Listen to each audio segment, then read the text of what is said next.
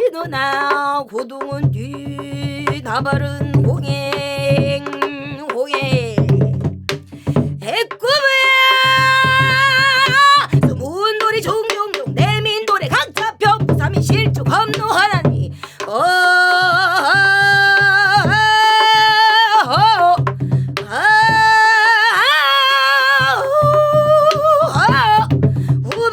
우배사령 해